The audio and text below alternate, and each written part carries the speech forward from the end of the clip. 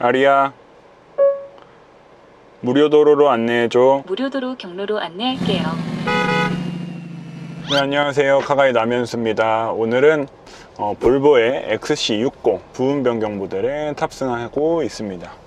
제가 지금 아리아를 이용을 해서 제가 실수했나요? 앞으로 더 노력할게요. 이렇게 자기 반성도 할 줄 아는 누구 시스템을 이용을 해서 음성인식으로 이제 목적지를 설정을 하고 출발을 하고 있습니다.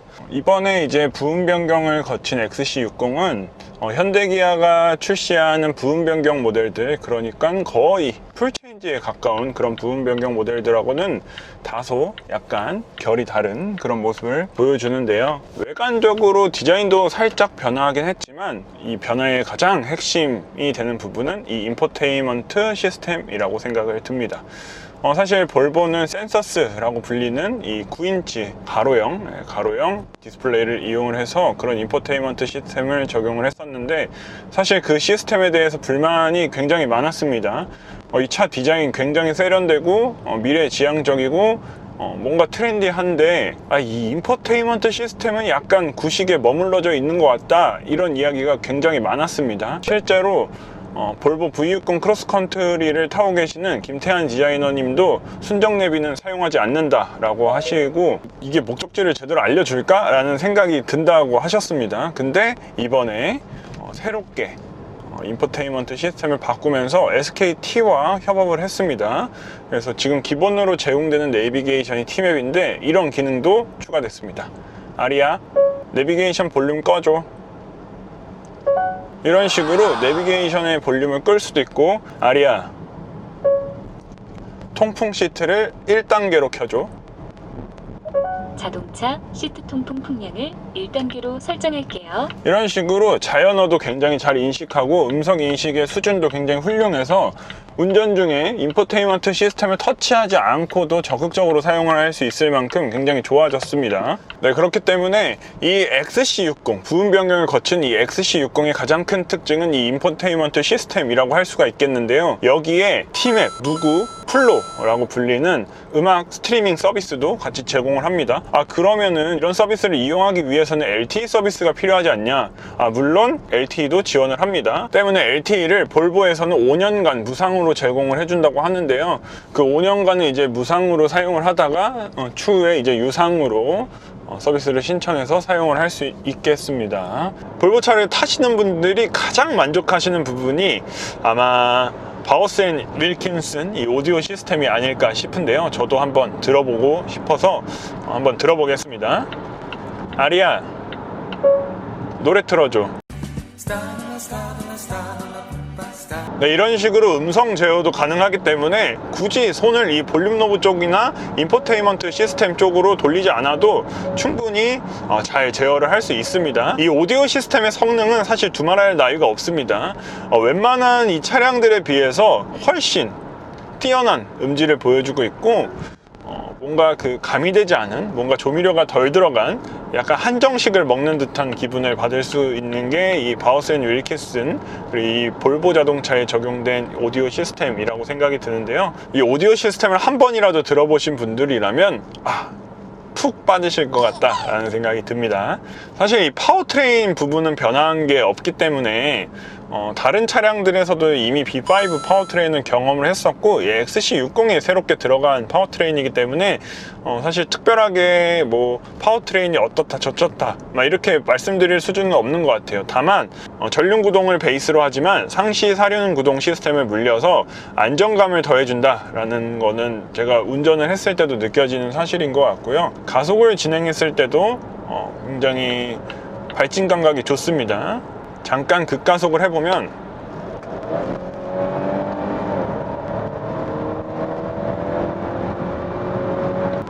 초기 발진 시에는 약간 터보 렉 같은 게 느껴지긴 하지만 그 이후에 계속 점진적으로 가속을 했을 때는 지체함 없이 나아가는 그런 모습을 확인을 할 수가 있습니다.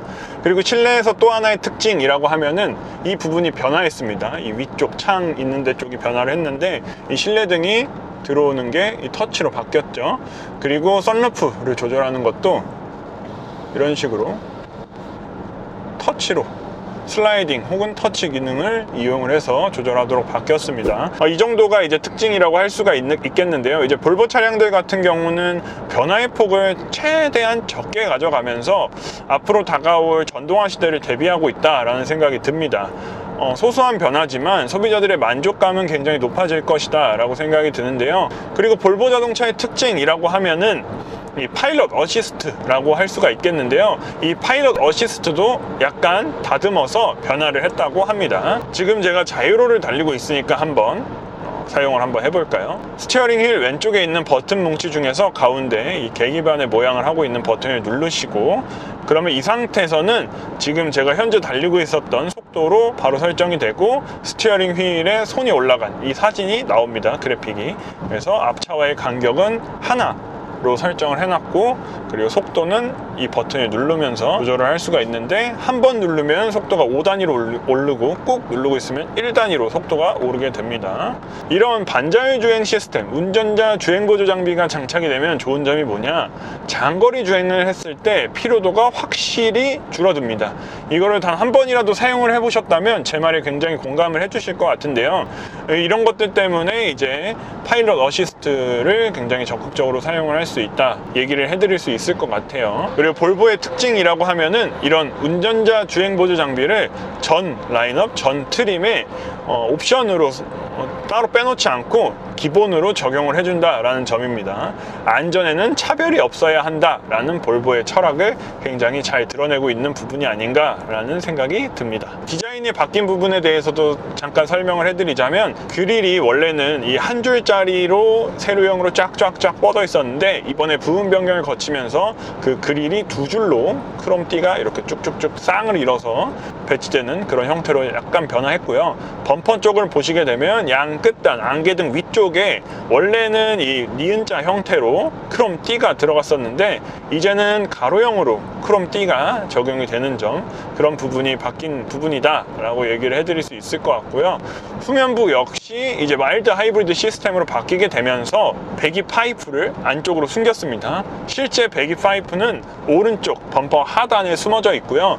나머지 부분은 이제 그냥 범퍼 마감재를 대서 보다 말끔하고 깔끔한 디자인으로 바뀌었다 라고 이해를 해주시면 될 것 같습니다. 굉장히 잘 바뀌었다 라고 생각이 들고, 또 하나의 특징이라고 하면은 제가 지금 타고 있는 모델은 B5 모델입니다.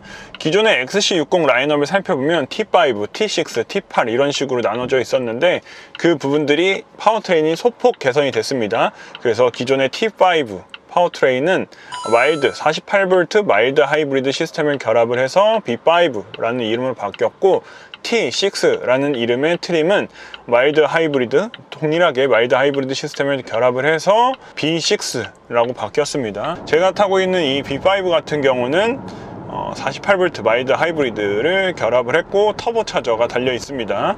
그래서 최고 출력은 250마력, 최대 토크는 35.7kg 포스미터를 발휘를 해주는데요. 여기에다 이제 48V 마일드 하이브리드 시스템이 약간의 출력과 약간의 토크를 더해줍니다. 사실 주행에서 체감하기에는 다소 어려운 부분이 있어요. 왜냐면 이게 출력이 그다지 높지 않고 하이브리드 시스템이 이게 작동을 하는 건가? 약간 이런 생각이 들긴 하지만, 이렇게 발진하는 그런 감각들이 이 차량에 마일드 하이브리드 시스템이 적용이 되어져 있구나 라는 것을 알게 해줍니다. 사실 이 수치적인 측면으로만 놓고 봐도 굉장히 넉넉한데? 이 덩치에 치고 2.0L 가솔린 터보 엔진 치고 꽤나 넉넉한 성능을 발휘를 해주는데요. B6 모델 같은 경우는 지금 제가 타고 있는 이 B5 모델보다 출력이 더 높습니다. 그래서 최고 출력이 300마력이 나오는데 2.0L 가솔린 엔진에다가 슈퍼차저 과급기를 얹은 모델입니다. 그래서 최고 출력이 무려 300마력에 달하고요. 최대 토크도 40kg 포스미터를 넘어갑니다. 굉장히 넉넉한 출력이기 때문에 달리기 성능이 굉장히 출중하겠다 라고 생각을 할 수도 있지만, 아쉽게도 이제 볼보 차량들은 최고 속도가 180km로 제한이 되죠. 아쉽다라고 생각하기에는 180km면은 굉장히 넉넉한 속도죠. 사실 180km까지 속도를 올리시는 분들이 계실까 싶지만, 그 전까지, 그러니까 이제 도로의 제한 속도까지는 충분하게 아주 넉넉한 힘으로 가속을 해준다라고 생각을 해주시면 됩니다. 아마 이런 부분도 볼보는 안전을 다 생각을 한 것 같아요. 볼보라는 브랜드 자체가 안전, 안전을 빼놓으면 시체라는 말이 있듯이 안전을 굉장히 중요하게, 차량을 개발하기 전부터 안전이라는 그 철학을 굉장히 중요하게 생각하는 브랜드 중에 하나인데요. 그러다 보니까 모든 부분에서 볼보는 안전을 고려하고 차를 만들었구나 라는 생각이 듭니다. 또 하나 재미있는 구성이 이 인포테인먼트 시스템도 변화를 했지만 계기반의 구성도 변화를 했습니다. 이 그래픽도 이 T맵이 계기반에 연동이 되고, 그리고 헤드업 디스플레이에도 이 내비게이션의 정보가 연동이 되면서 굳이 이 인포테인먼트 모니터에 눈을 주지 않아도 정면만 바라보면서도 내가 원하는 정보를 확실하게 받을 수 있다는 점, 이 점 역시 이번 변화의 특징이라고 할 수가 있겠는데요.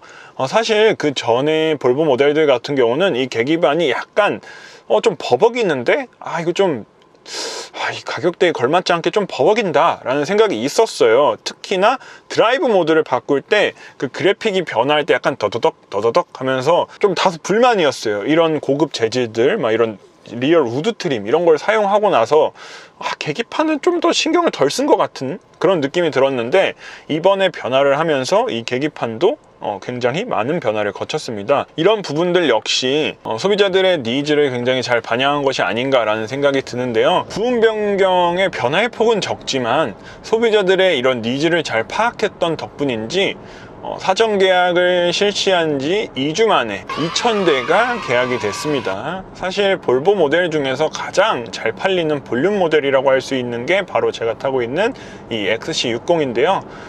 볼륨 모델이 소비자들의 니즈를 잘 반영을 했기 때문에 이런 성과를 얻어낼 수 있는 것이 아닌가라는 생각이 드는데요. 사실 지금 계약을 하면은 올해 안에는 받을 수 없다고 합니다. 오늘의 리뷰는 여기서 이렇게 간단하게 마무리하도록 하고, 부분 변경이 된 XC60 이전 모델보다 굉장히 가치가 올랐다. 그리고 가격적인 측면에서 봐더라도 이전 모델보다 소폭 하락을 했거든요.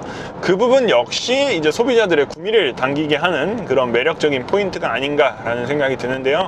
이상으로 카가이의 남현수였고요. 다음번에는 더 재밌는 자동차 이야기로 돌아오도록 하겠습니다. 감사합니다.